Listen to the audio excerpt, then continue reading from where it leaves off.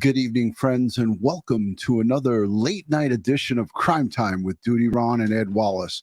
We are retired New York City police detectives and 9/11 World Trade Center first responders. Hey, if you like all things true crime related from the police detective's perspective, you're in the right spot. Hit that subscribe button, hit that notification bell, so you'll get all things DutyRon and Ed Wallace when we go live or upload another video. Hey, tonight I wanted to present to you guys Madeline Soto case. Why have we not heard from her biological dad, her biological father, Tyler Wallace, and her stepmom, Tatiana Wallace? You know, it's just, for me, as a parent, it seems rather odd that there was not even a statement through an attorney, not a peep, that at least that I have heard. And I look for these things. We all look for these things because we want to know, what was the family dynamic? What was it like? I was raised by, my mom and my dad. They got divorced when I was a baby, but my father, my biological father, was always in my life. My mom never got remarried, but it was, every family has a different dynamic to it, and we're all just curious, to hear from the biological father, Tyler Wallace. And I have yet to hear anything, but I want to just say a special thank you to you, our live viewing audience, our replay viewers, our Patreon supporters, the Buy Me a Cup of Coffee supporters, the replay viewers, the moderators, the folks who subscribe. It's free to subscribe. You don't have to dig into your wallet or your purse to subscribe. So I want to give thanks and praise to you, our live audience and our replay audience. You guys are the heartbeat of this community, and we give thanks and praise to each and every one of you. So thank you so much for being here and supporting this channel. It's a great community. I argue that it's the best on YouTube because you're educated by Ed Wallace, myself, with over 20 years of experience in the New York City Police Department. Ed Wallace, a retired crime scene unit investigator, a CSI expert, and he is arguably the smartest man on this earth, Ed Wallace. So I want to say thank you and say hello to everyone in the chat. Melissa B., great to see you. Thank you for being here, and thank you for thanking us. Simi Sharp, hello. Cam N., thank you for being here. Princess Michelle, Miss Alma Trumbley, thank you for being here. Trumbull, thank you for hanging out with us on a late night, unscheduled live stream. So my good friend Vinny Politan from Court TV, I was in his live stream on his YouTube earlier today, and Vinny, myself, and a whole bunch of you guys, somewhere around 4,000 people, were in his live chat about 5 o'clock Eastern. And Vinny was saying putting forward the question of how do we determine the time of death for Madeline Soto? And in the chat, I put a quick comment in there, and the medical examiners, the pathologists, the forensic pathologist who would more than likely was in on the medical examiner's autopsy would look at the stomach contents and make a determination based on the stomach contents and many other factors that are presented at the autopsy. So the autopsy will give us an idea. We heard from our good friend Barbara Butcher, New York City Medical Examiner's Office Chief of Staff. She talked about so many different ways that they can come up with a time frame. They can't pinpoint it right down to the exact hour, the very minute, but there's ways through the autopsy, because the bodies that are at the autopsy room speak to the investigators, the forensic investigators, what's presented in front of them. So we'll have to wait and see about a time and cause and manner of death. But tonight, I really only want to keep this based on, heck, do you guys find it odd, a little bit odd, that the biological dad and the stepmom didn't really make a public statement? Or do you feel it's their right to maybe just remain quiet and not say anything? I just thought we would hear something from dad, whether he had prior knowledge or not of what was going on, or if anything shady was going on. I just thought that we would definitely hear something from him. So I wanted to play a little piece from the court TV today. Brenda Redmond, good to see you. Thank you for being here. She says, yeah, it's a bit odd. Kathy says it's weird. Odd indeed, because this isn't just like it happened just yesterday. Remember, we're going into week 2 at this point, and still not a peep from her biological father. And listen, it looked like from all of the things that I saw on Facebook that he was a Marine, and his wife, who he shortly got married to after Madeline Soto was born in 2011 on February 22nd, 2011. In April of that same year, he got married. He got married to Tatiana Wallace, and she appears to be in the military in some way, shape, or form. So they must have met through their military background or experiences, or just, from being in the crowd. Like, a lot of cops marry other cops and so forth, or cops marry fire EMS personnel, and the ambulance. A lot of stuff that is interconnected with the job is what I'm trying to say. So let's listen to the court TV piece, because Vinny really goes over this pretty well tonight. But I was in his chat earlier, and we talked about a whole bunch of stuff, and the dad did come up in the chat. So he uses his YouTube channel to give us a preview of kind of what he's going to talk about.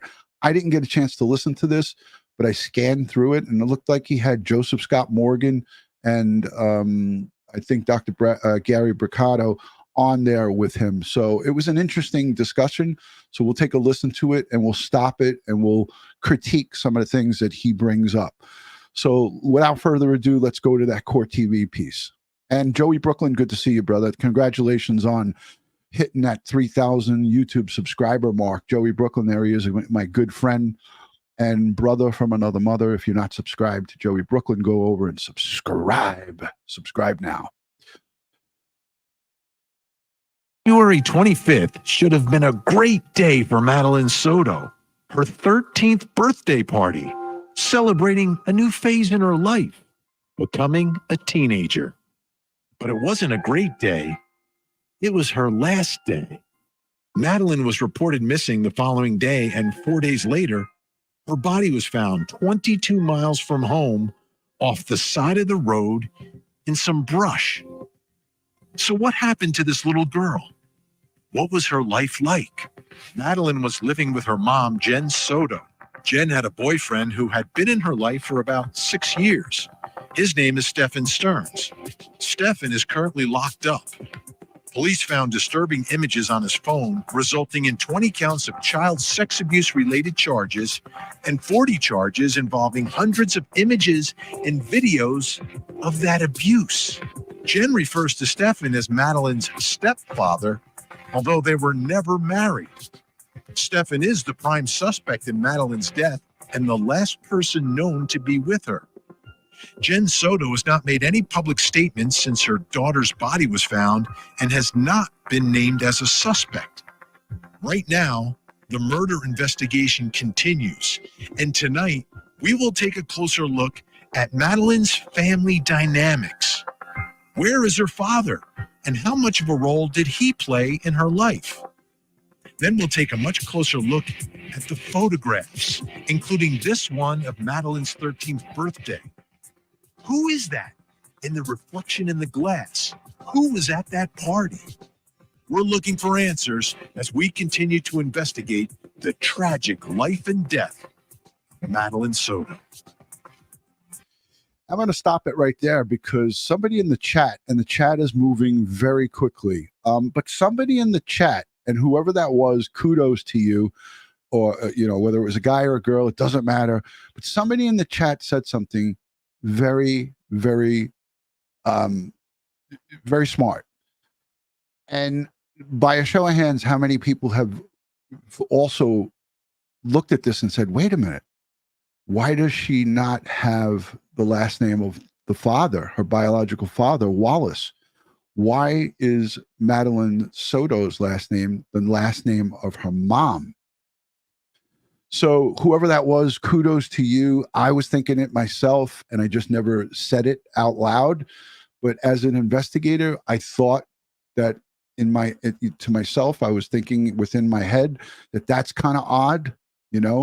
Brenda says it's a Spanish thing. It's not.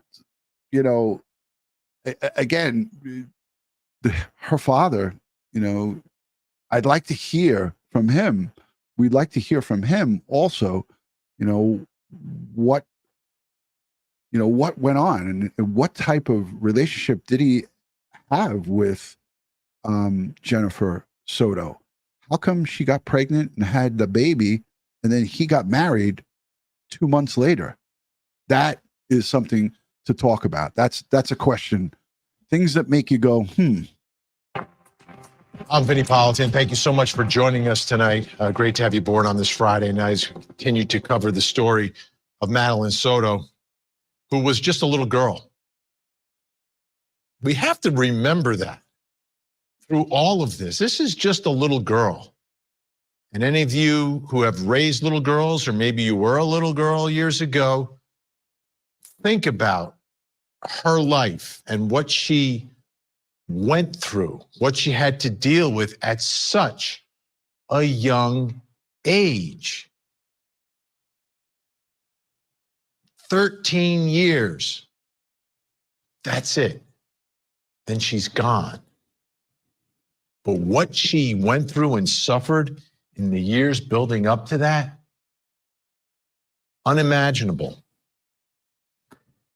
Now, what I think of this little girl, you have to think about when you're a child, your world is a little smaller, right?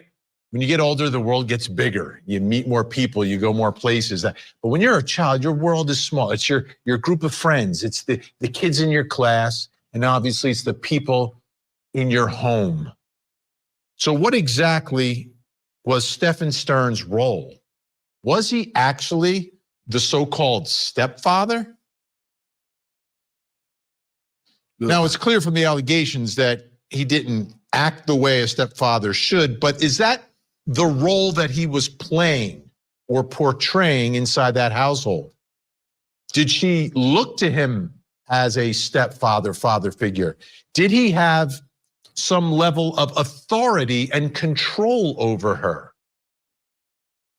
Right? Children live in houses, there are rules, and we know that the parents are in charge, right? The parents are in charge and the kids follow the rules, and you don't want to get in trouble. You have to get permission, all things like that. Are these the things that Stephan Sterns, did he have that level of power and control in that household? Was he really her stepfather? Was this a family? Was this a functional family? Okay, well, put aside, and it's difficult too, and what is alleged to have happened here, but the rest of their lives, were they functioning as like mom, dad, child? Because in most households with a mom, dad, and a child, mom and dad make decisions about what's best for the child. They take family vacations. Sometimes dad is doing things with child, sometimes mom, sometimes everybody together. Family dinners, all things like that. Did you clean your room, right? Are these things happening? And are they functioning as a family? Despite the fact that they didn't get married. I don't think they got married. Maybe they did. Maybe they secretly got married. I don't know. I'd like to know around when that picture was taken, because look at how different Jennifer Soto looks there in that picture. Doesn't look like it's really that long ago, but I'm guessing maybe two years. I don't know. What do you guys think in the chat?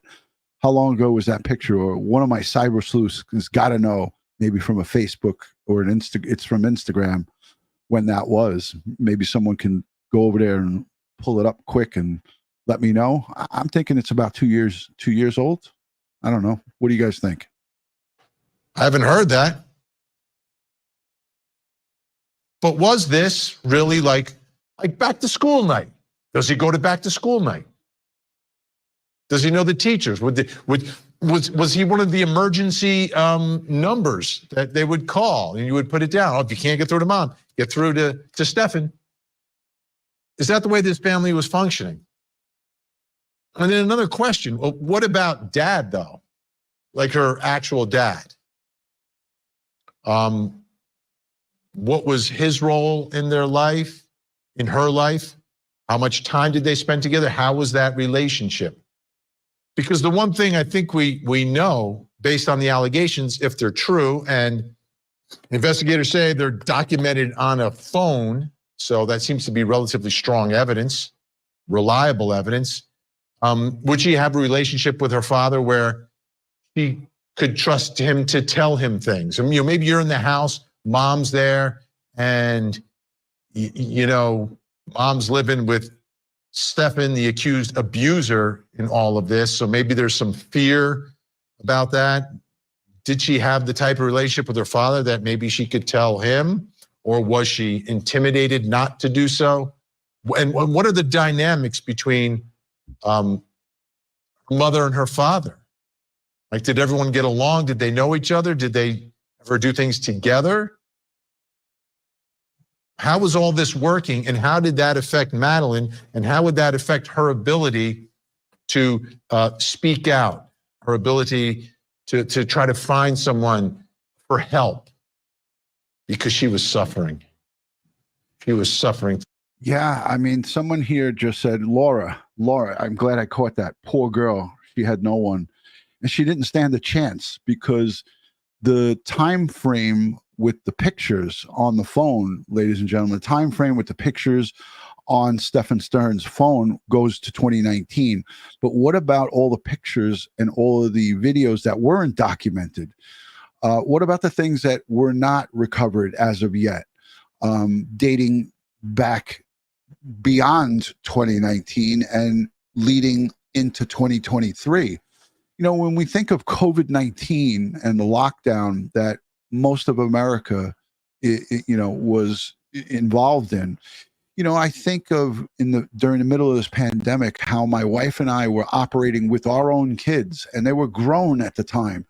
But in 2020 and going into 2021, when we went food shopping, and when we did the food shopping, we would go one person at a time to limit our COVID exposure. So either I would drive my wife and wait outside and she would go in, or she would wait in the car and I would go in. So is it possible that during COVID-19, when everyone was locked down at home, Stephan Sterns, the monster that he is, the evil demon that he is, took advantage of Jennifer Soto and said, "Hun, go out and do the shopping, the food shopping. I'll stay home with Maddie."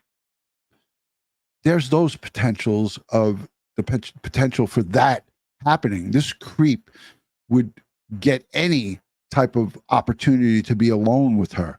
And who knows if that was going on.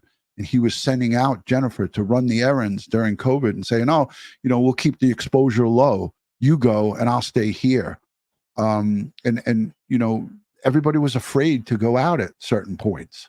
So think about it, folks. Let me know what you think in the comments down below and in the live chat.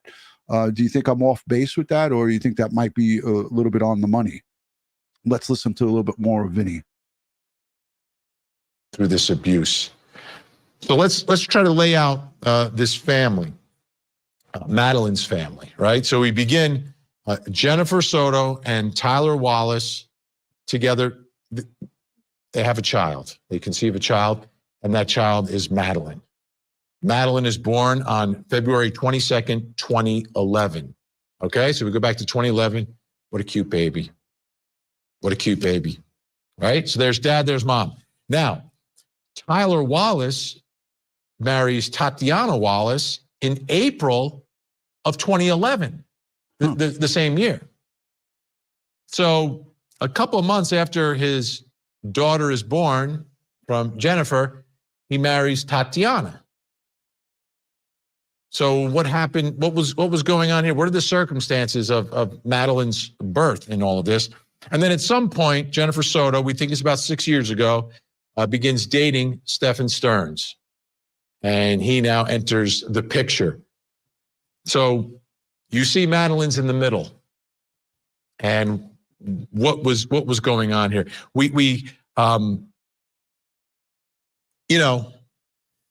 It's tough. It's tough being when mom and dad aren't together, but from the time she's born, dad's with someone else and mom brings someone else in. So that's perhaps her norm. But let's bring in our guests and start working through some of all of this.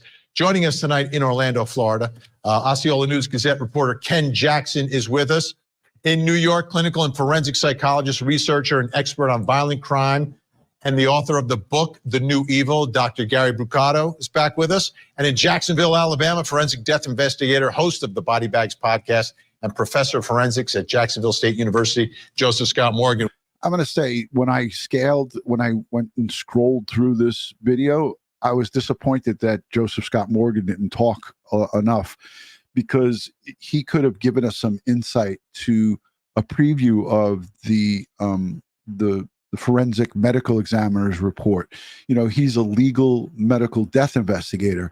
So I'm hoping that Vinny has him back on, which I know he will, to ask him some of the questions that I'm going to be asking our legal medical death investigator, Barbara Butcher. She's going to be joining us. I'm going to try to get together with her sometime this week, and we have a forensic pathologist who will be joining us as well later on in the week to discuss an autopsy of this nature and some of the steps that go on to bring a conclusion forward, because our victim can't tell us what happened. Stephan Sterns is not going to tell us what happens. He's an outright bold-faced liar. Jennifer Soto, the mom, we know is an outright liar. She lied to the news when she gave her statement that she saw her daughter on the morning of. I don't care what people are talking about with time differences, daylight savings, and so forth. Our smartphones and watches and all of the things around our household update themselves. There's very few clocks I got to go around and change in my house. So our cell phone that we're always looking at changes automatically. So Jennifer Soto lied, and she gave a false statement to the police as well, telling the police that she saw her daughter the morning of her disappearance. So they're all liars, and the science doesn't lie. And that's the wonderful part about forensic science, is that it could tell us many different things. And Barbara Butcher, the retired chief of staff from New York City Medical Examiner's Office, who's been on this channel many, many times, she said that the dead talk to them and tell them what happened to them when they do their examination. And I don't think that Madeline Soto will be any different. She is going to tell the medical examiners and the forensic pathologist who examined her what happened. So I wish that he would have spent a little more time with him, but let's take a listen to this, because there's a lot more to hear here. Welcome to everyone. Before we get into the family dynamics and everything, Ken, I wanted to go to you on the latest news tonight in terms of what's happening in the case involving Stephan Sterns, because he has been charged facing 60 counts. Right. Thanks for having me on, Vinny, to close out the week. Yeah. So this week, the state attorney's office levied 60 charges, among them sexual abuse on a child under 12, sexual abuse on a child between 12 and 18, lewd and lascivious molestation, and then 40 counts of basically possessing child porn with the act of a child. So court dates were set this week. First of all, he was scheduled for an arraignment on April 2nd. I'm going to be using terms that you'll be familiar with from your time in the courtroom. It was set for the morning of April 2nd, which is a Thursday. Sometime today, this morning, this afternoon, that appearance was waived. Now, when he was first arrested back on February, the last week of February, he refused an initial court appearance. And then for the reading of the charges, he did not appear in court either. His public defender appeared in his stead. So Stephan Sterns has yet to appear in court, and it appears that he's trying to avoid this at all costs. Anybody find it odd that Stephan Sterns is able to sidestep court? I'm seeing more of this nowadays, and it's so annoying that the defendant, like, look at Adam Montgomery, who was found guilty of murdering Harmony Montgomery, his own daughter, biological father of Harmony Montgomery. He waived his right. He effectively didn't show up one day for his trial. Why are they allowing this scumbag to not make an appearance? I mean, I don't like it. Let me know what you think. Thank you for all the number 7s. Make sure you give this video a thumbs up. Subscribing is free. I ask you guys all to please subscribe. Hit the thumbs up, place the number 7 in the chat for a chance to win a free channel membership. I'm going to be giving some of them away during the course of this live stream. To make an appearance. Now, court dates have been set. And then for the reading of the charges, he did not appear in court either. His public defender appeared in his stead. So Stephan Sterns has yet to appear in court, and it appears that he's trying to avoid this at all costs to make an appearance. Now, court dates have been set. His trial has been set to start for the week of the May 13th docket, with a pretrial hearing set for April 24th. Now, you and I know that in many cases like this, especially with something with an expansive amount of evidence, many times defense attorneys will ask for a continuance. Put it down a couple months down the line. There have been more than one people that have said that. In fact, Belvin Perry, who was the judge in a case you're very familiar with back in Orlando here about a decade ago, said much the same thing. They may ask for a continuance to delay the trial in order to, build a defense. Yeah. So Mad Wabbit, thank you for being here, and thank you for being a channel member, says, why can't the judge force him to appear? And I'm going to play the Bad Boys theme. What you gonna do? What you gonna do when they come for you? It's a constitutional right to waive your appearance, and you can only do it through your attorney. As you heard, the legal aid defense attorney that's representing Stephan Sterns, the monster, the evil, demented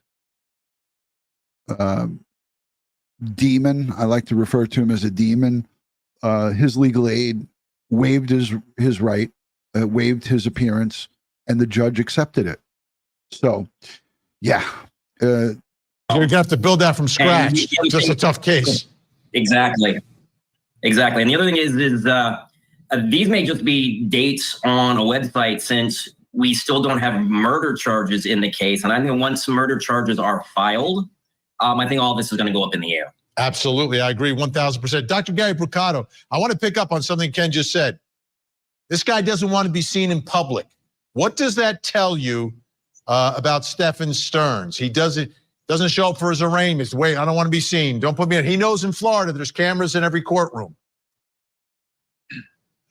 Well, it's impossible to say precisely what it means, but I think that we have to begin to envision that this offender, if he is guilty, is a lot like a lot of other people who engage in pedophilic acts, a rather interpersonally odd, detached, fantasy-oriented kind of an individual.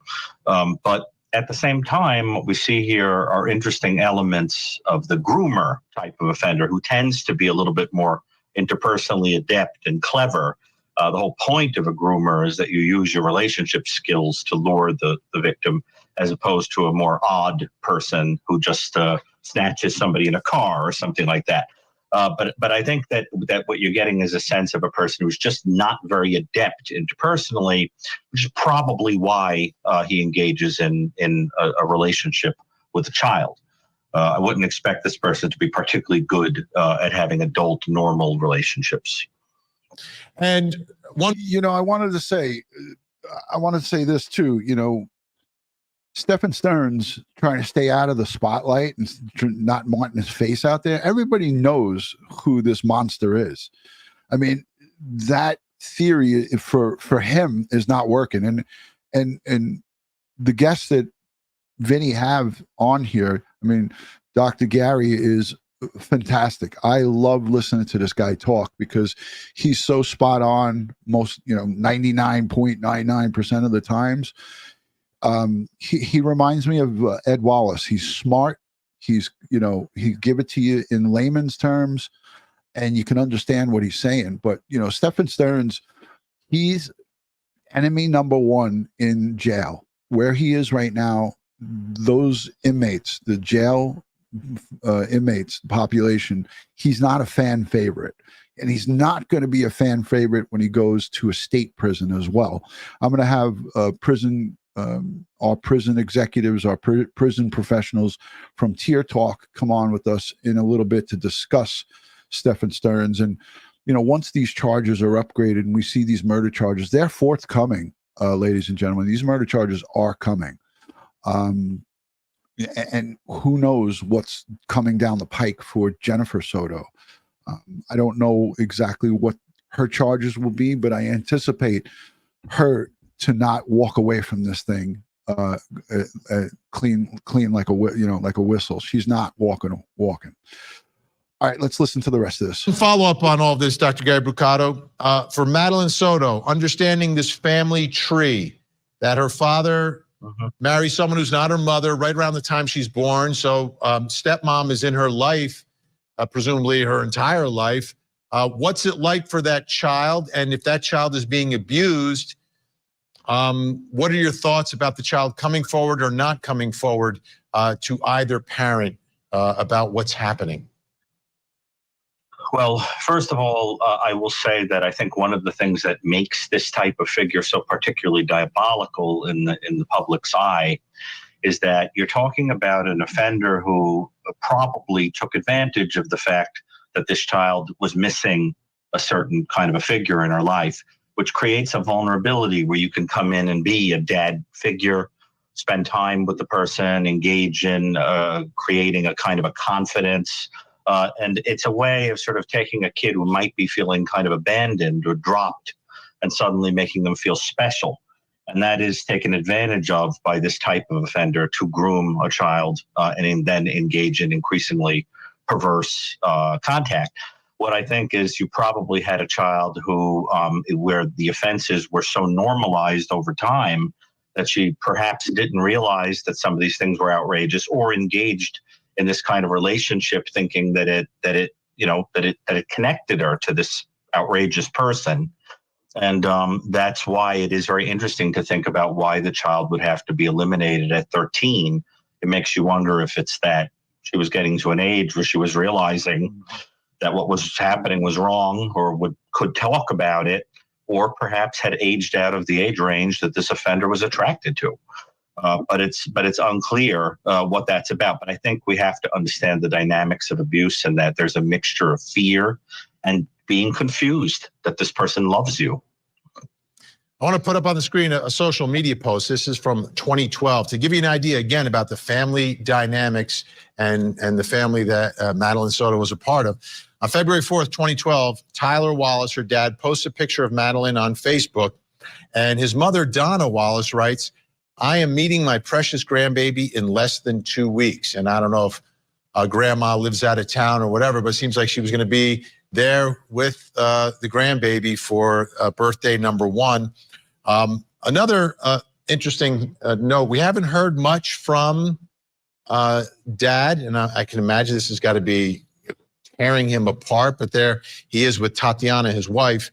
And DailyMail.com reported this on March 2nd, a quote from Tatiana, who is the stepmom. There she is. "My stepdaughter Madeline has been missing for more than 72 hours. With Stephan Sterns behind bars, we can concentrate on finding her. Share her photo with everyone you know." That was Tatiana Wallace. So now I want to remind you guys, This is March 2nd. Stephan Sterns was in custody, right? But her remains were not found. We have not heard anything from Tatiana or Tyler Wallace, the biological dad, biological father, and her stepmom. As you see her pictured right here, this is Tatiana Wallace.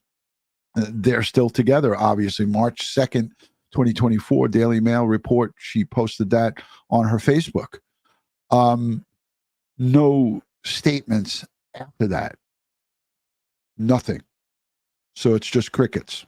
Wallace, who was the stepmom, who was stepping in. Joseph Scott Morgan, looking at the world that this little girl was in, it is incredibly sad and tragic to think that she got stuck in that house with this man, Stephan Sterns. And I'm wondering what his role was in that house, if they were functioning like a family and he had that sort of, parental power that we have with our children. Yeah, that's an interesting point. I think for me, one of the things that comes up here is this idea that he is documenting all of this. There's one date that sticks out in my mind in this, and I think that there is a date that goes back on, I think, this affidavit that was filed with some of this imagery that goes back to 2019. You can do the arithmetic there and get an idea that she would have been about 8 years old. Just let that settle down into your groundwater there for a moment, moving forward. And you think about how long this has been going on, and Dr. Gary had made a very salient point about the normalization of this activity that's been going on, and he has documented it all along. And I got to tell you that for the prosecution, this is a gold mine, what they're talking about here, because you're talking about being able to have all of these benchmarks along the way, methodically documented within that household moving forward. And it's going to be one whale of the case that the prosecution is going to have on their hand. It's going to be a mountain of evidence is what it's come down to. And my friend, we haven't even talked about, what the medical examiner is going to conclude at this point, because we don't know. Yeah, perfect that he made that statement. There is a mountain of evidence. Now, Joseph Scott Morgan, he has his own podcast, Body Bags, and he talks about so many different cases, but he brought up some great points. They have a treasure trove of evidence on his digital devices. But what about his burner phones? We heard from different cases like Rex Heuermann, the Long Island serial killer. He had 7 burner phones. I am certain that Stephan Sterns, this monster that's depicted on the screen here right now, had burner devices. We didn't hear anything about those yet, but I guarantee you he had a laptop and or a desktop. He probably had some type of iPad or some type of tablet. This is a demon. And I'm telling you, there's going to be much, much more than these 62 charges. And when I read the 60 charge affidavit, the graphic nature of that affidavit was sickening to just read. As a seasoned veteran from the New York City Police Department, it made me physically ill to read all of those charges, some of them being redundant, but just reading them made me ill. I don't know. Let me know in the comments. Let me know in the chat for the replay viewers in the comments, for the live viewers. What did you guys think? How many of you read that 60 count indictment with the charges? And then the first charges, the first 2 charges, I read those out loud on a live stream to you guys. It was sickening, sickening. That hasn't been concluded yet.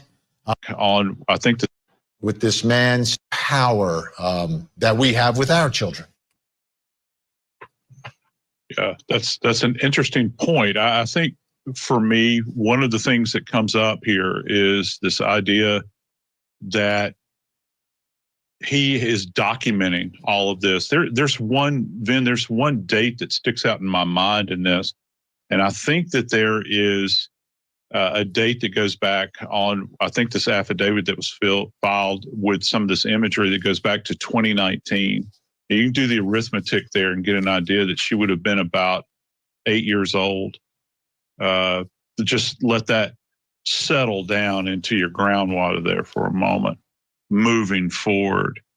And you think about how long this has been going on, and Dr. Gary had made a very salient point about the normalization of this activity that's been going on, and he has documented it all along. And I got to tell you that for the prosecution, this is a gold mine, what they're talking about here, because you're talking about being able to have all of these benchmarks along the way, methodically documented within that household moving forward. And it's going to be one whale of the case that the prosecution is going to have on their hand. It's going to be a mountain of evidence is what it's come down to.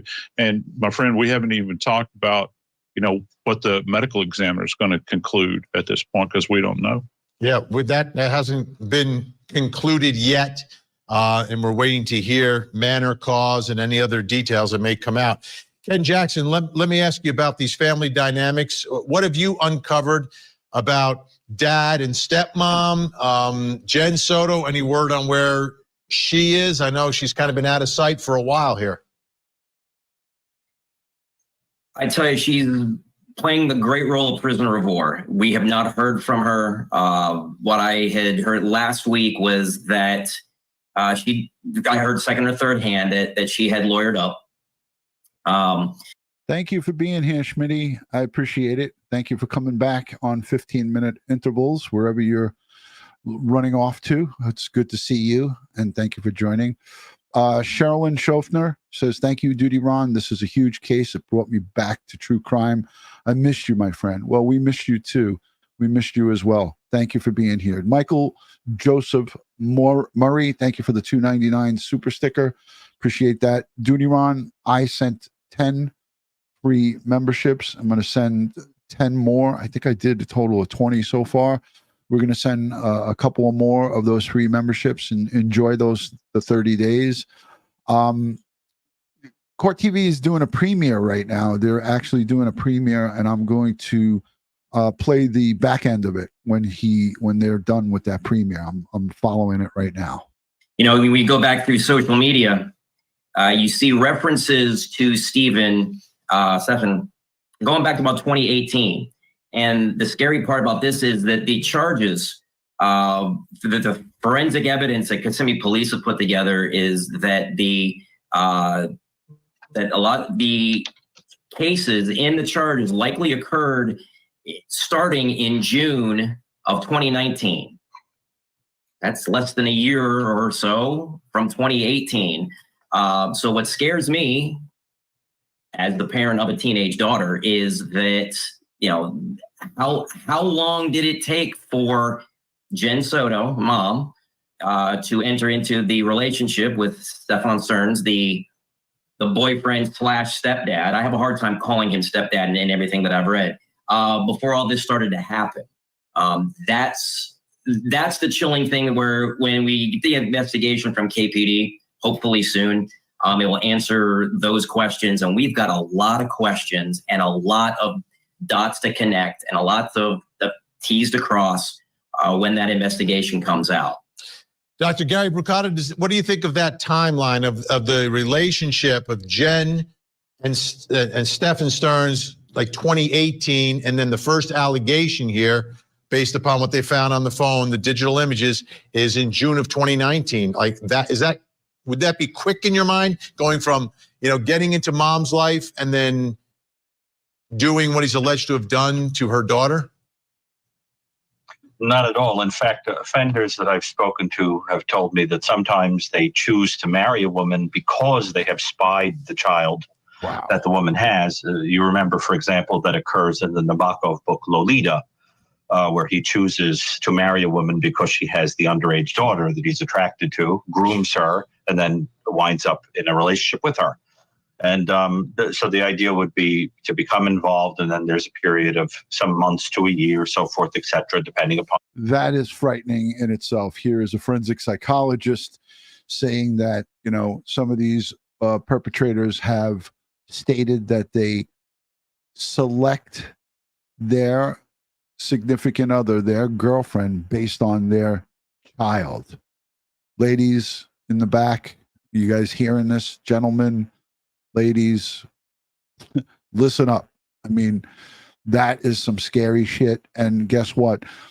It's known. We all know about it. It's just some people just choose to continually let these men be alone with their children. And God, I hope this is an eye-opener. So let's listen up again. They choose to marry a woman because out. Dr. Gary Brucato, what do you think of that timeline of the relationship of Jenn and Stephan Sterns, like 2018, and then the first allegation here, based upon what they found on the phone, the digital images, is in June of 2019. Like that, would that be quick in your mind, going from, getting into mom's life and then doing what he's alleged to have done to her daughter? Not at all. In fact, offenders that I've spoken to have told me that sometimes they choose to marry a woman because they have spied the child that the woman has. You remember, for example, that occurs in the Nabokov book Lolita, where he chooses to marry a woman because she has the underage daughter that he's attracted to, grooms her, and then winds up in a relationship with her. And so the idea would be to become involved, and then there's a period of some months to a year, so forth, et cetera, depending upon the case, where you groom the child, break down boundaries, and normalize things. One very important elephant in the room here that I haven't heard anybody else talk about is that a person who engages in pedophilic behaviors like this does not start doing that in their 30s. Chances are what is eventually going to happen, if he's guilty of this, is we're probably going to determine that this was not his first experimentation with this. Usually these kinds of offenders have scores of victims. Sometimes they've even worked jobs that have put them in contact with children so they can experiment with touching children, finding ways to earn their confidence. For example, I had heard some idea that he potentially worked at Disney World. And this is very interesting because it would place a person easily in contact with children, particularly if you're wearing a costume. Look at how Vinny is kind of smirking here, because we all have been saying this. I mean, how many of you guys heard Ed Wallace and myself say, Ed said it first, but I agreed, and we talked about this many times. This is not his first victim. He's been at this arguably, and I said it the other night, from when he's a teenager. We could sit and spitball and argue this all night long, but Stephan Sterns didn't just stumble upon Maddie Soto and started molesting her. He was doing it for a long time, and he worked as a contract worker or whatever the fuck he worked, however he got contact at Disney. That was his practice ground. And you heard Dr. Gary Brucato say it.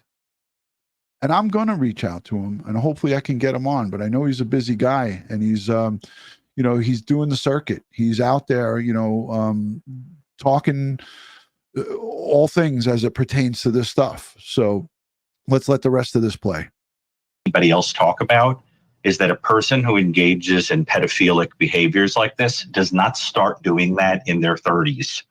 Chances are what is eventually going to happen, if he's guilty of this, is we're probably going to determine that this was not his first experimentation with this. Usually these kinds of offenders have scores of victims. Sometimes they've even worked jobs that have put them in contact with children so they can experiment with touching children, finding ways to earn their confidence. For example, I had heard some idea that he potentially worked at Disney World. And this is very interesting because it would place a person easily in contact with children, particularly if you're wearing a costume. We all know the story of John Wayne Gacy dressing up as a clown so that children would touch him. So that this becomes a way of breaking down boundaries and gaining confidence of children. And I think when we look at that age, we have to be very, very concerned that there probably were priors. And then, of course, it raises the question, if he turns out to be involved in the murder, is this the first time that has happened? So there you have it, ladies and gentlemen. I'm going to reach out to Gary. He's a New Yorker. I believe he does live in New York. And I'm I'm going to reach out to him. So Court TV's got a premiere going on right now. I'm going to go and scroll back and have a listen to what Vinny and Court TV partners. I mean, again, this is, it's just looks like it's midway through or just wrapping up, but he has a premiere running right now. Listen, we know that there's so much more to this case. This case is in its infancy stage right now. You know, we're going to hear about a lot more. And Jennifer Soto has got a lot of explaining to do. And due to the fact that we haven't heard anything from her, and we don't even know officially if she has lawyered up, because we're just hearing rumors on the internet. Did she in fact retain an attorney? Did she go out and hire an attorney? I have no official confirmation of that. Did she in fact go for mental health treatment? I don't have any confirmation of that either. So, but what we do know is her father, Tyler Wallace, and her stepmom, Tatiana Wallace, we've heard nothing from them. There's been no statement whatsoever, not even a statement through an attorney. And listen, I wouldn't find fault in them making a statement through a family attorney. Many people hire family attorneys when things like this happen, even if they're not guilty, just someone to guide them on what they should and shouldn't say.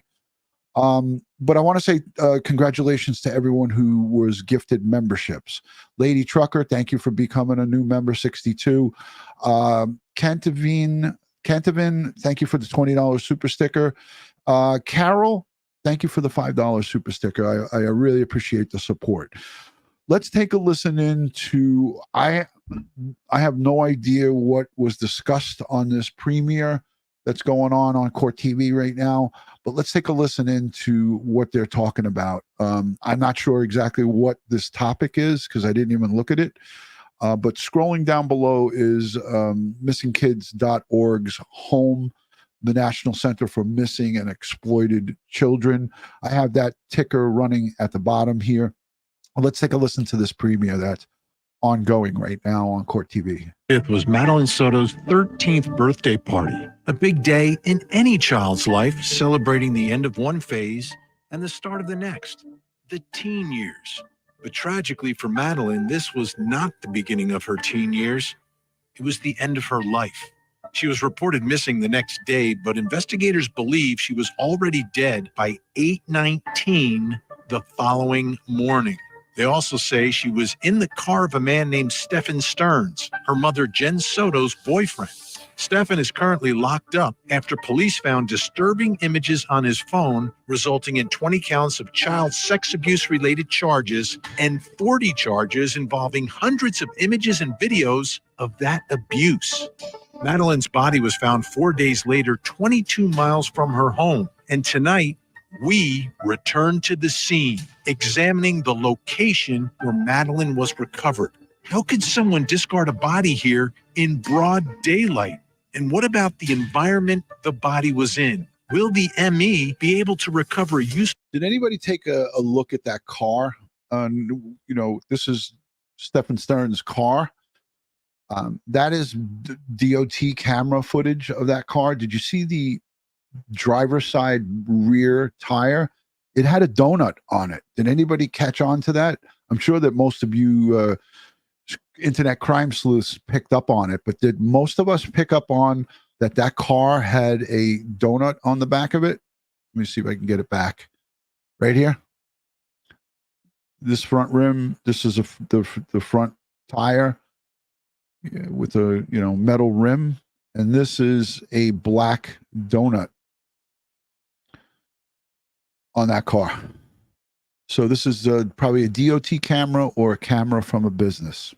Body was in. Will the ME be able to recover useful evidence from the autopsy? What is the status of the murder investigation, and when will someone be charged? Tonight, we take a look at these questions live on the ground in Central Florida as we investigate the tragic life and death of Madeline Soto.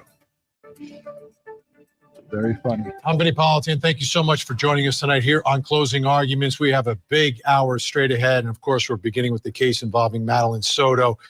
You think about what happened to this young girl. She turns 13 and then she's discarded, tossed, dead on the side of the road in some brush in Central Florida. Yes, it reminds us of another case of another young girl who was also discarded off of the side of the road in some brush. We know how that turned out. That's why we've got a lot of focus on this story, on this case, taking a look at each and every piece of evidence connected to this girl who had just celebrated her 13th birthday. And we think about what a significant day that is, right? You know, I remember when I was, boasting to everyone, I'm a teenager now, right? I'm not a kid anymore. I'm a teenager. As I sit here tonight, I'm just wondering if that was Yes, Jay. Yes. what Madeline was saying. And was that perhaps That car is, they're not going to release that car. That car is definitely in custody, 100%. Thank you for that question. the reason that someone took her life? Because now she was maturing.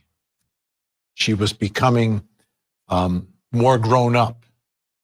Maybe was feeling the power and the ability to speak out about what was happening to her. Sad, Danielle. Now, Stephan Sterns is the suspect. And the day that his so-called, and I say so-called because I have a hard time saying this, his so-called stepdaughter disappeared. He had a really strange day. What was going on? Really strange day. He's apparently at the dumpster at 7:35 in the morning. What's going on there? Well, we kind of know what's going on there. Then he's driving all around.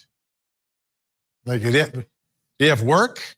Was he delivering for Uber Eats? What was he doing? Where was he going? Why was he there? Why did he get a flat tire? He certainly wasn't delivering for Uber Eats, because if he was, there would be documentation of that.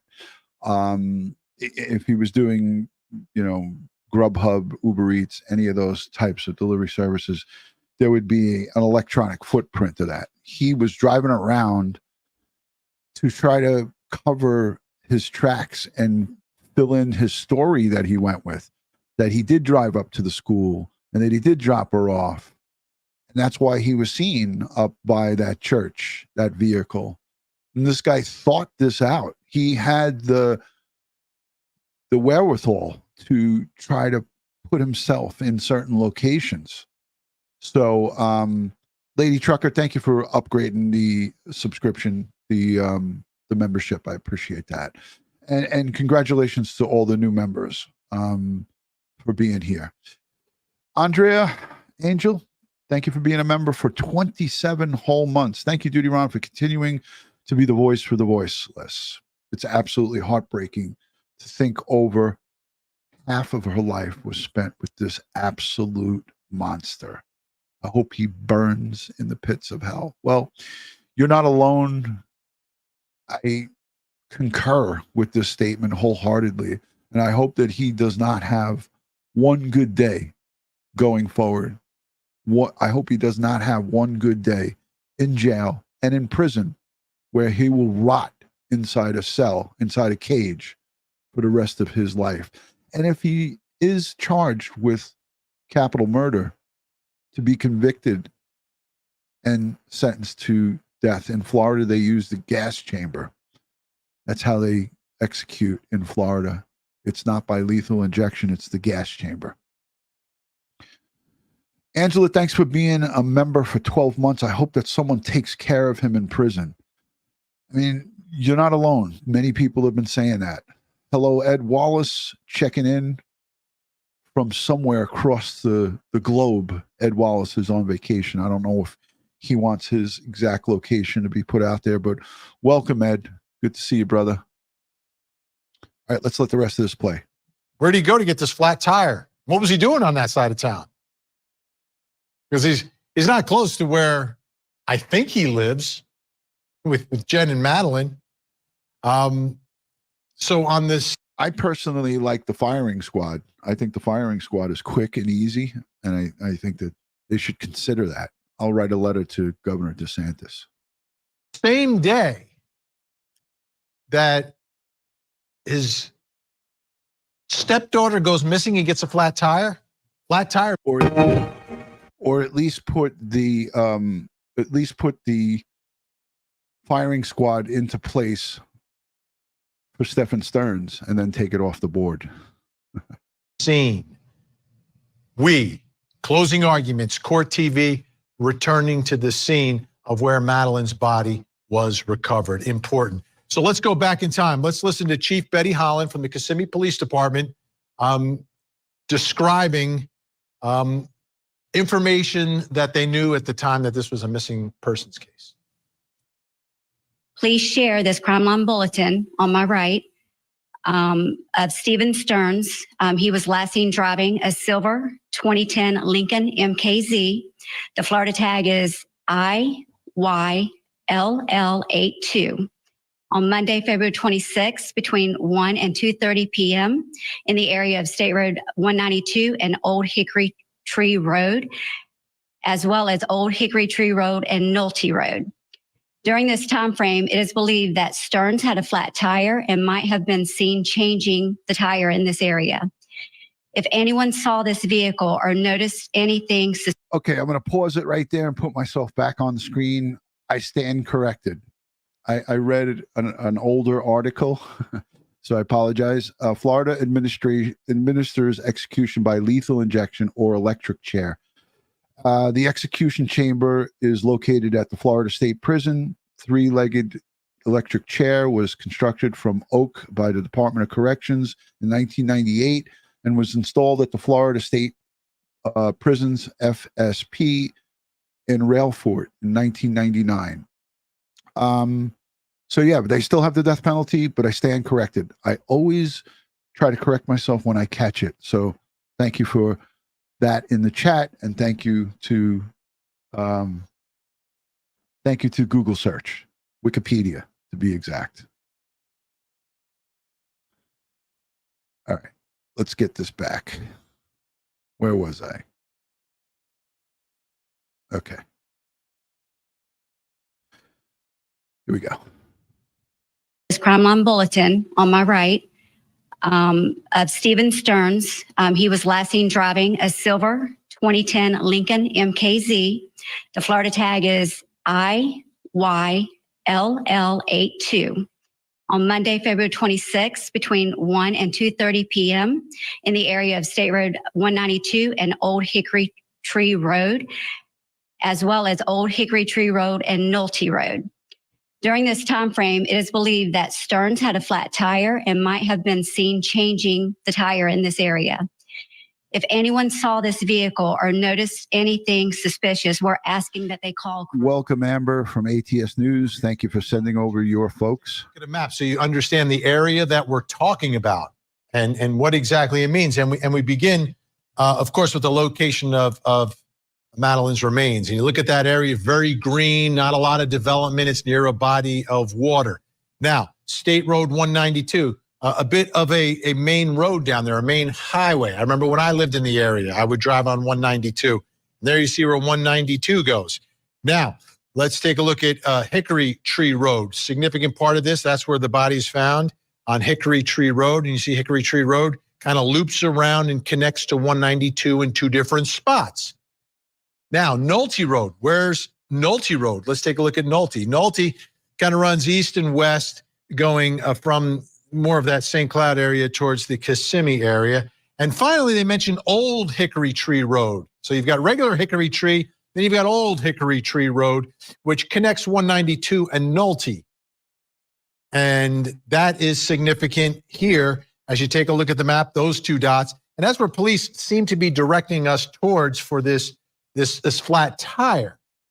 But is it Old Hickory Tree Road? Is it Hickory Tree Road closer to where Madeline is found? Well, let's do a little investigation. And when I say investigation, I mean let's go to Court TV producer Cody Thomas, joining us live tonight from outside the Kissimmee Police Department, who's heading up this investigation. He has spent all day today down there. So let's start with where you went today. Give us sort of the the backstory, where you went, why you were going there. Well, good evening, Vinny. Of course, we went down Hickory Tree Road where Madeline Soto's body was ultimately found by the Osceola Police Department. And as I was going down that road today, I noticed on either side, there's not really much there. It's pretty flat. I know she was found in a wooded area. And of course, as we kept going down that 3 to 4 mile span of road, we ended up finding the exact place where she was found, signified by a memorial by the community. Let's take a look. So we just turned onto Hickory Road where Madeline Soto's body was found, not to be confused with Old Hickory Road. That's where police and investigators say they did catch Stephan Sterns in that 2010 Lincoln MKZ changing a tire the morning of February 26th when Maddie Soto went missing. But as we look out here on Hickory Road, we see that it's pretty flat. There are some wooded areas to the left. If you look at this area, I mean, it definitely is flat, but there is a lot of bush. And we looked at the overhead from that fateful Friday that her remains were recovered. Do you remember it was a 1 p.m. Eastern press conference, and by 4:30 p.m. Eastern, a tip was called in, and they were able to locate Madeline Soto's remains.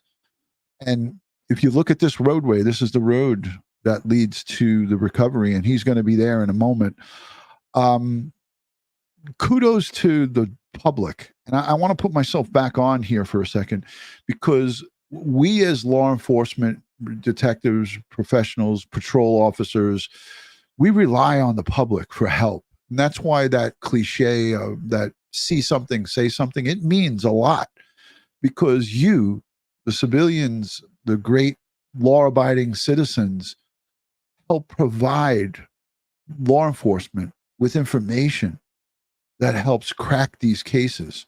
So kudos to everyone who called the 911 tip line, and kudos to the one person who had the information that led them to her remains. So I'm going to go back on. But it's pretty flat, not too hilly. There's some cows out here, some private farmland. It's a little bit residential, not too busy. We've seen 4, 5, maybe 6 cars tops, and we've been on the road maybe about a mile, a little over a mile. And as I'm noticing some of these light posts, there's no sort of security camera type deal going on out here. And again, on either side of the road, it's pretty flat. You know, not many woods except for way back at the tree line, at the wood line off the land away from the road. I don't see much wooded area up towards the asphalt. But that's not to say there isn't some of those areas as we continue on down the road. Now, as we continue on down Hickory Road, we are starting to see a couple more cars. Now, there's no DOT or traffic cameras on these 2-lane, you know, it's one lane going one way, the one lane going the other. There's really no DOT cameras out here in the middle of, you know, basically the country. So that's why police being led to this location, they were led there by a tip from a person who had information. And this is, to me, is just tremendous, a tremendous victory for us, the law-abiding citizens who are out there, who are not committing crimes. That just passed us right there. Actually, as we're coming up down here, I see some cars parked off to the right, or to the left of me, excuse me. And this actually looks like on the right, if you look up to the right of the road, that is it. That's the exact spot where Maddie Soto was found. You can see that memorial. We have some community members out here putting some things together. So, and these trees right here off to my right, that is where Maddie Soto's body was found dead by police. Now, we are actually at that site on Hickory Road where Madeline Soto's body was found. And if you follow me, look down the stretch of this road, there's not much on either side. I know she was found in a wooded area. It's kind of desolate on the left, a little desolate on the right. You could easily view something from the road if you're passing by. But right here behind me is the memorial site, actually where she was found, right in between those trees. And we actually have some community advocate members out here with us. And they tell us that one of them actually has been in contact with the owner of this land right here behind me. And that day, that morning of February 26th, they say that gate was open. They've talked to this owner of this land. The gate was open, and that owner is mourning because now they're having those thoughts. What if the gate was closed? What could I have done different? But ultimately, again, right over here between these trees is where Madeline Soto was found, here on Hickory Road. Now, just across the street here in this area, this little divot off of Hickory Road, is where a witness online describes where he saw Stephan Sterns kneeling down, changing a tire that morning of February 26th when Maddie Soto went missing. Now you can see it's just a little gravel divot, a lot of flat land back here, private farmland. Now, police described the area they saw that flat tire situation on Old Hickory Road. There's an Old Hickory Road and a Hickory Road. Hickory Road, again, across the street where Madeline Soto's body was found. So there could be a little confusion as far as what witnesses may or may not have saw between the two, that is Hickory Road and Old Hickory Road. But one thing we do know, again, right across the street and that tree line behind that memorial over the fence is where Madeline Soto's body was found on March 1st. Now, I have the actual the footage from that day. It's drone/helicopter footage that was being broadcast on local news. I have it saved in a folder. We can go over that maybe in a little bit, but we're going to get close to wrapping up because we're over an hour already. But I do have that footage, and I do remember those gates, the gates leading into the location where Madeline Soto's body was recovered. And don't forget, she arguably was out there from Monday to Friday. And at 4:30 in the afternoon on the recovery, on that news clip, it said 79 degrees Fahrenheit. So she was arguably out there for 5 days in that area, undetected. Difficult at best to even talk about, but it is some of the facts of this case that she was placed out there on Monday and then recovered and found on Friday. So let me let the rest of this play and hear what he has to say here. And Vinny, as we stood there for the half hour, maybe 45 minutes, we were there. At least 5, 6, 7 people pulled up to that memorial, adding more things, teddy bears, notes from all over the country, paying their respects to Madeline Soto and her family. So a couple of things jumping out to me tonight, Cody. Number one, it's flat, right? Florida is generally flat, and that area is absolutely flat, right? So you have the wooded area where the body could be secreted, but to get the body there, if you're parked on the side of the road, and you got your trunk open, your door open, whatever, anyone driving by is going to see it. It's the middle of the day. Without a doubt. Without a doubt. I mean, where I was standing at, I was looking right across. It wasn't even 30 feet away from it. And if it's broad daylight, there's cars coming by, you would easily be seen. There's no way you would not be seen. Those trees are right there, maybe 10, 12 feet from the road, right behind that fence where the memorial is sitting with all the teddy bears and the windmills and everything like that. So you would easily be seen by a car coming by. To think, right? So the question becomes this flat tire. Is this flat tire some sort of a ruse? Is there a flat tire? And then at the moment there's a flat tire, could he have allegedly gotten rid of the body because he had a flat tire? Or was the flat tire a reason to park on the side of the road? And in case someone saw him, there'd be a reason for him to be on the side of the road. Either way, it seems like based upon that witness account in that area where you were, that's like right there. It's right there. It's the same. It's basically the same spot across the street. Right across the street. Again, that's a great observation. Literally right across the street, no more than 20, maybe 30 steps. And to your point, like it could have been a ruse. It could have been an act just to seem as if you were doing something else just to take an alleged dead body and go dump it across on that private land. But until we know more information, that's still up in the air. Absolutely. So from your observations today, obviously a little bit more traffic because people are coming to pay their respects to Madeline, but how many cars that aren't stopping there are coming by during the time you're there, middle of the day, much like is alleged here that it could have happened in the middle of the day? Middle of the day, we were out there close to an hour. We probably counted maybe tops 20 cars, 15, somewhere between 15 and 20. So it's not a very populated area. There's not much traffic coming through there. And again, it's pretty desolate either way. And that whole span of the road is maybe 3-4 miles long, no street lights. So if it's dark, it's really dark. But again, this is taking place in the broad open daylight, and there were still not many cars coming by. Right. Hey, let me just say something for the chat. If it was a faked flat tire, we'll have proof of it because they have the vehicle and also a witness who saw him. That witness may or may not have seen him actually taking a tire off the vehicle. He could have discarded the tire. There's ways to determine whether that was a faked, spoofed event. Irregardless of that, we have a mountain of evidence against Stephan Sterns that will keep him behind bars no matter what happens from here on in. That'll keep him behind bars for the rest of his natural born life based on what they have now.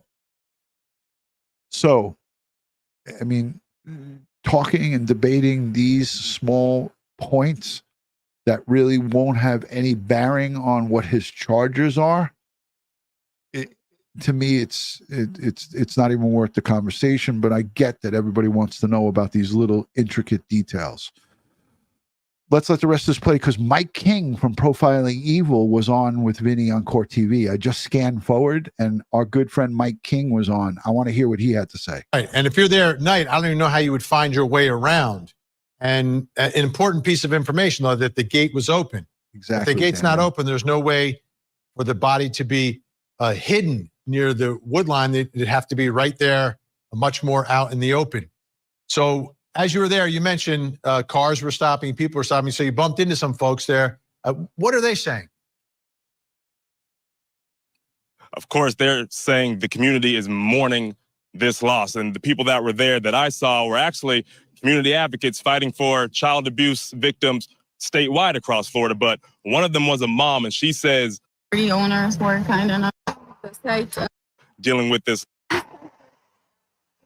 Tidy. The property owners were kind enough to let us keep the memorial honoring Madeline Soto, and for the family and friends to have a place to come and mourn and pray and remember Madeline. These are gifts that people within the community have brought, as well as people from other parts, pretty much all around the world. People from Ireland, from Texas. A lady contacted me with address because she wanted to send a present for Madeline, and pretty much, ensuring that also balloons are not right, anything with. Or the area where he was spotted is across the street in that little turnaround area. The search makes sense, right? That particular area makes sense on Hickory Tree Road, not Old Hickory Tree Road. If he's changing the tire on Old Hickory Tree Road, there's a lot more ground to cover. Like that's pretty far away from where you are. It's not like a walking distance or anything else. Yeah, I would imagine that Stephan Sterns did not just park his car on that side of that road and then carry her body into the brush on that guy's property, on that farm's property. He drove. I'm almost certain that he drove his car up and in there, and maybe that's when he got the flat tire after driving up and into that farm.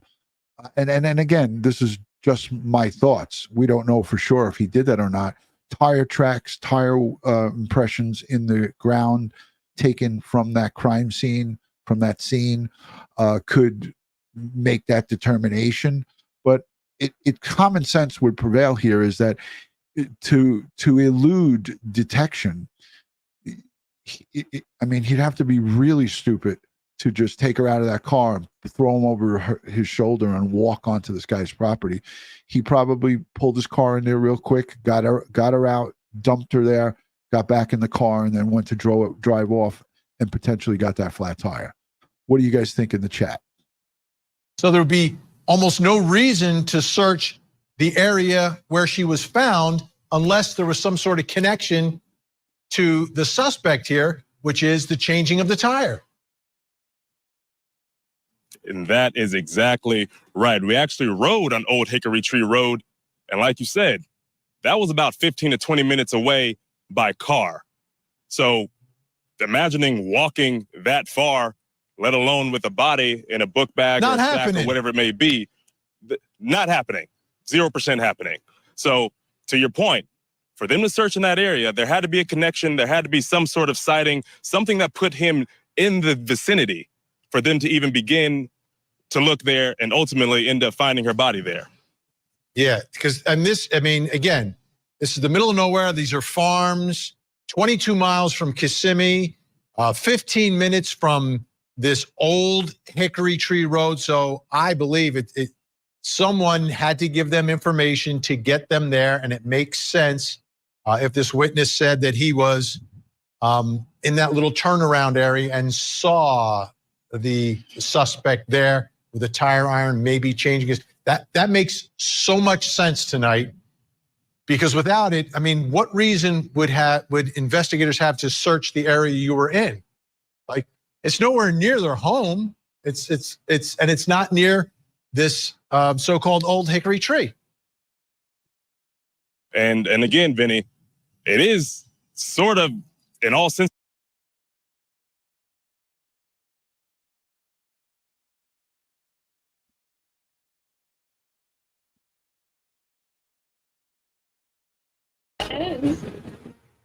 Was found. And if you follow me and look down the stretch of this road, there's not much on either side. I know she was found in a wooded area. It's kind of desolate on the left, a little desolate on the right. You could easily view something from the road if you're passing by. But right here behind me is the memorial site, actually where she was found, right in between those trees. And clear picture of what could have been happening that day. And also, this is the middle of nowhere, right? How did investigators end up over there? They needed information to get there. You don't randomly search that area.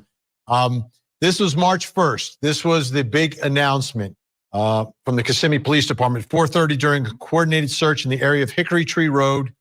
The body of Madeline Soto was found in a wooded area. Madeline's family has been notified. This is an ongoing investigation. Well, it's not deep woods. It's more of a tree line that divides the owner's farm and the road, right? In between the farm and the road, there's a tree line.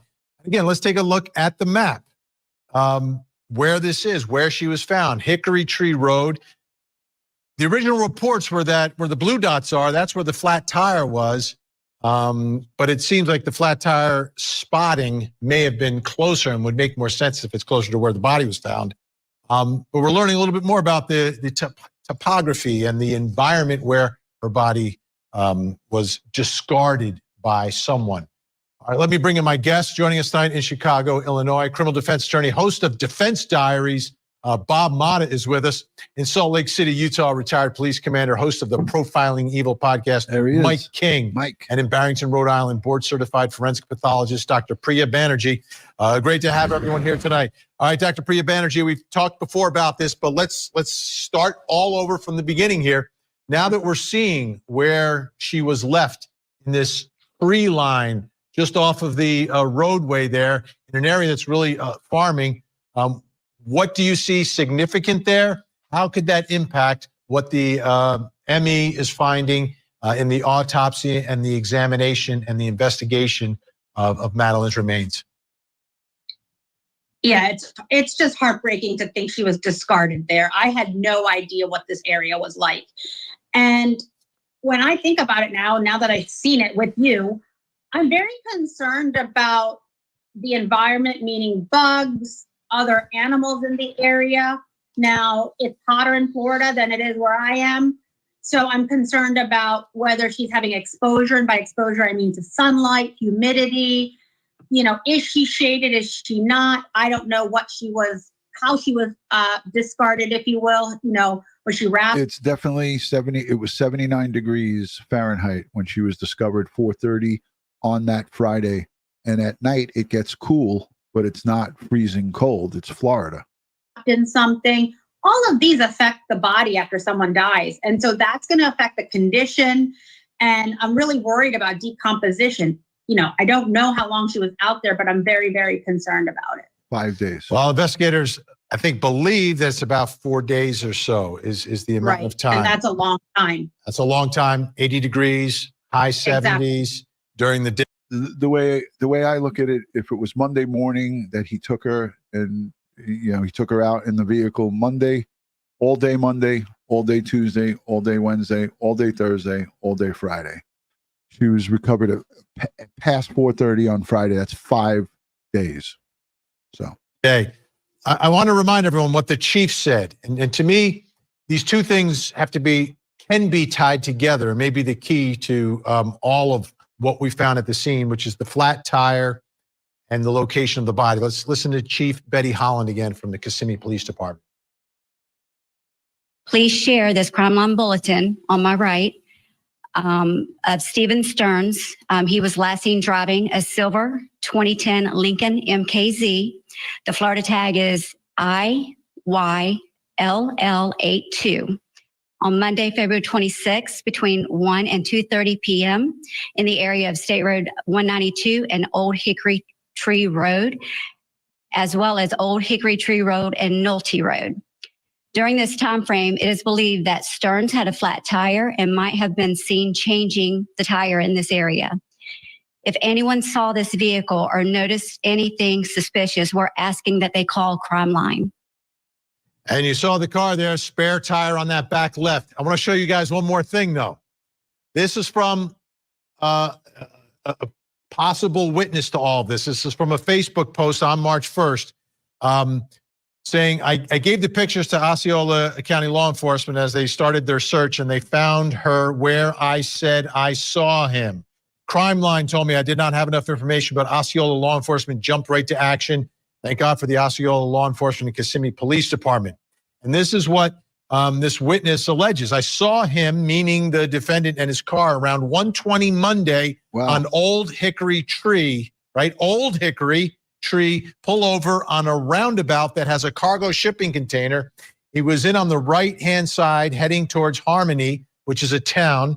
He was wearing a green light brown hat backwards. I didn't see anyone else in the vehicle. He was outside the car. Back left tire, that's what we saw, the back left tire with the tire iron. Looks like he was changing, but I couldn't say for sure.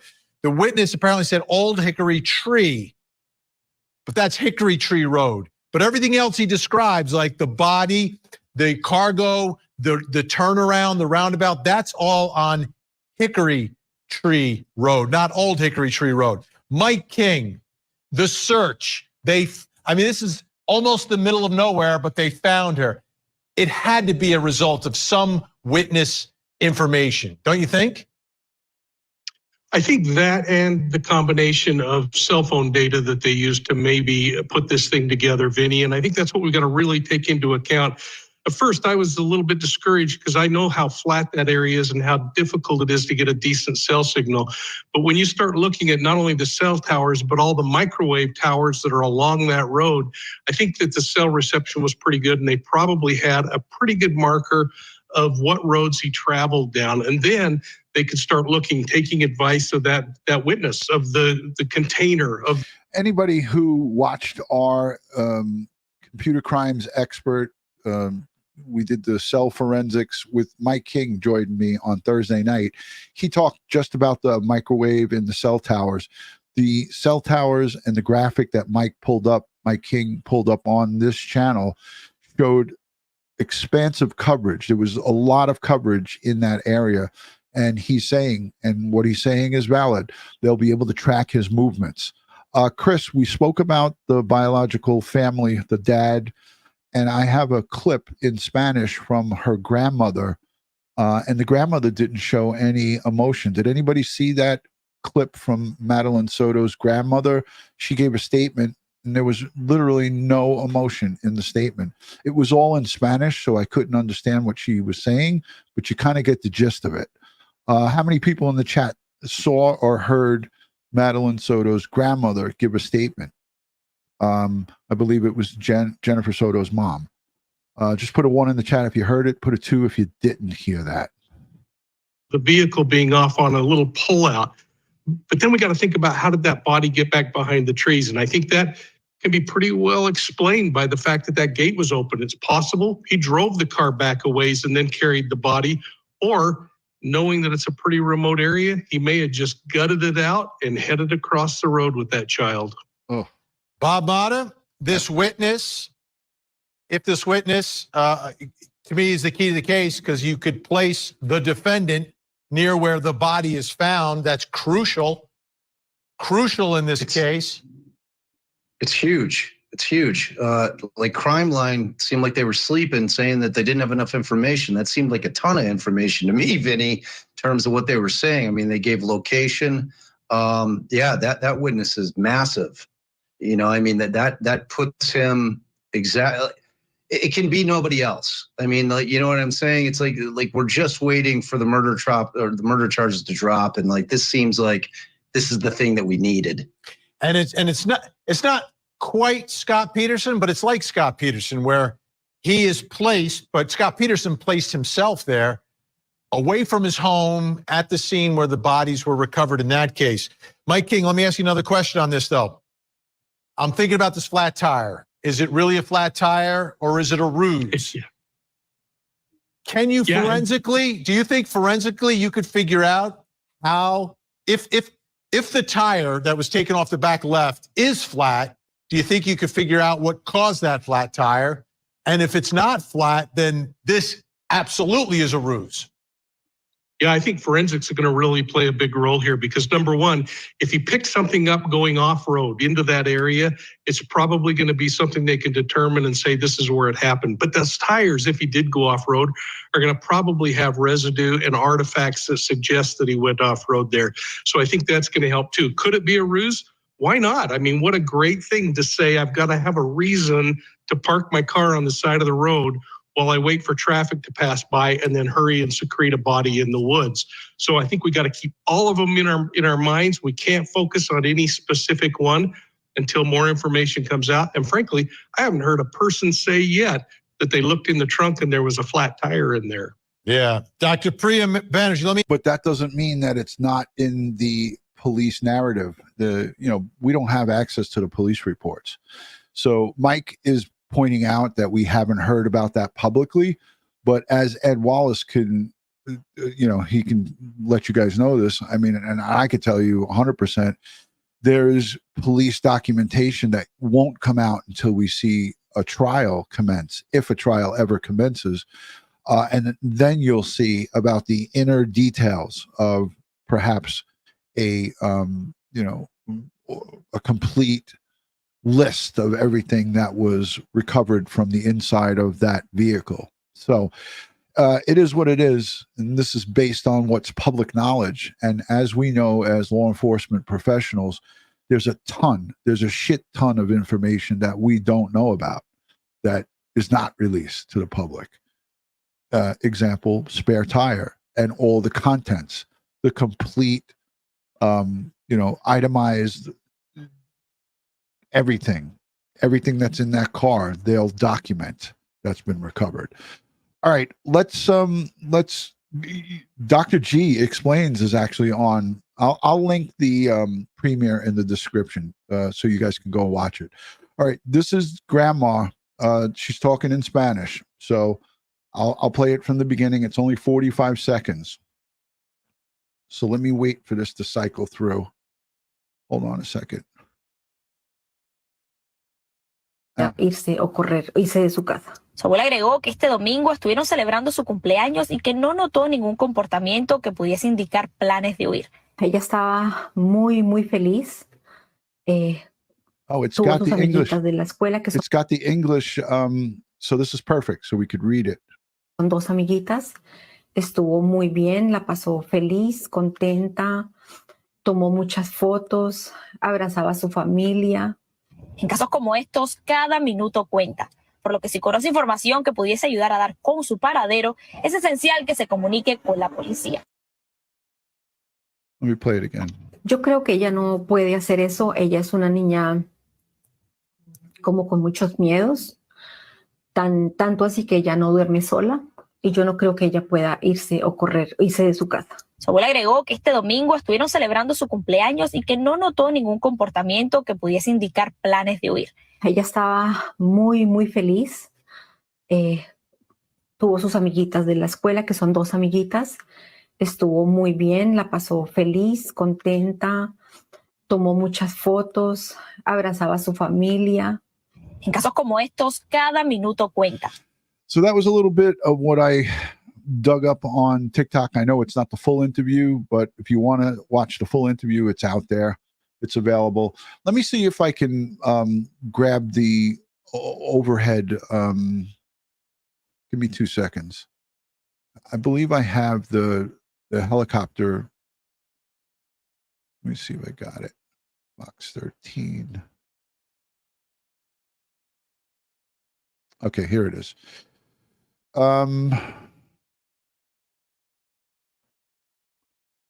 Chopper over the crime scene. And break. All right, here it is. You could see clearly right up here in the upper right. Let me take the branding off. Let me take this. Hold on a second. Let me take the banner off. Right here is that gate. This is where you have the memorial right now. But here's the gates. They're both wide open. And look down here in the lower right corner.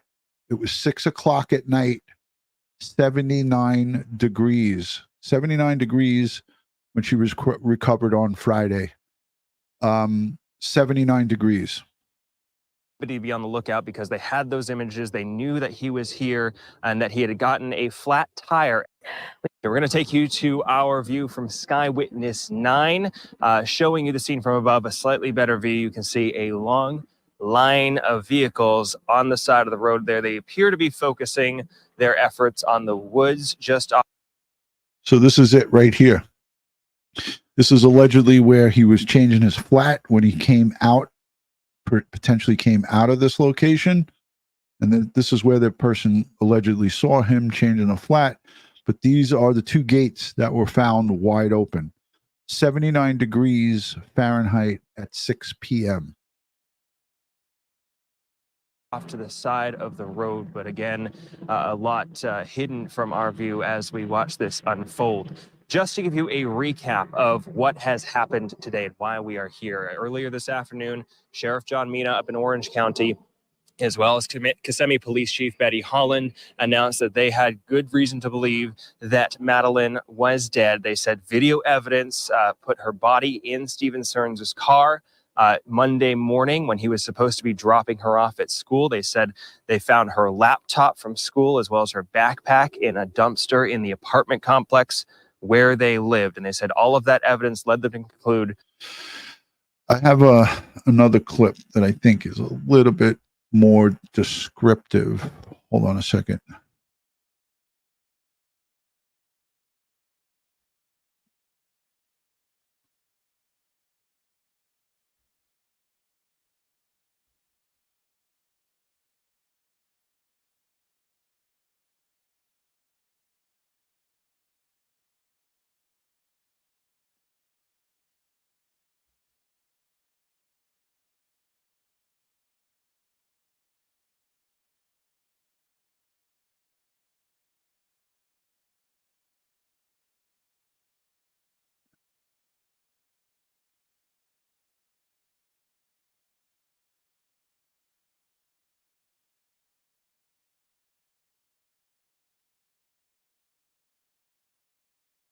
Okay, so this doesn't have any sound, but this gives you a little bit of a closer look at that area back here where her remains were recovered, which is this back area right here where my cursor is.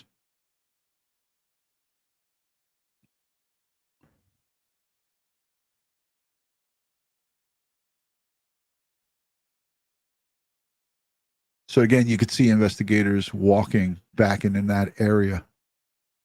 And you have the crime scene tape up right here.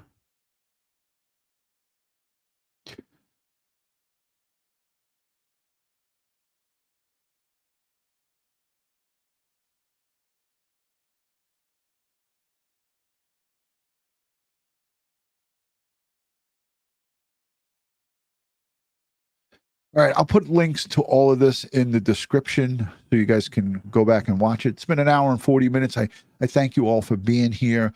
I want you guys to understand that, we're sending strength, prayers, and positive vibes to all of the family, all of the investigators, all of the police personnel, the district attorneys, to get justice for Madeline Soto, because she is the victim here. This is what the case is all about. This is not about us getting information early, us finding out what tires were where and what, all these inner details. It's about Madeline Soto, and that's it. So sending strength, prayers, and positive vibes to all involved. And I want to thank each and every one of you for being respectful, for being here and being a part of this community. And thank you for your subscriptions. And if you're not yet subscribed, please consider subscribing to Crime Time with DutyRon and Ed Wallace. Giving this video a thumbs up helps with the algorithm and helps get the message out there. Again, please put in the forefront this young, defenseless young girl. This just became a teenager, and I can't overemphasize the importance of being respectful. So thank you to Ed Wallace and all of you guys for being here and being a part of this community. I'm sending everybody all of my love and respect as it pertains to your families. And most of you here have been around for a while, but for those of you who are new and anybody who has been through any type of sexual assault in your earlier parts of your life, or even in the later stages into adulthood, I send you all of my best and sincere strength. It's tough to even speak about it, and many of you have come and spoke out loud about it. So kudos to you guys for being brave warriors and talking and trying to help other people who might have gone through the same thing. So on behalf of Crime Time with DutyRon and Ed Wallace, I want to wish you guys all a good evening. God bless, and we'll talk to you soon. Peace and love.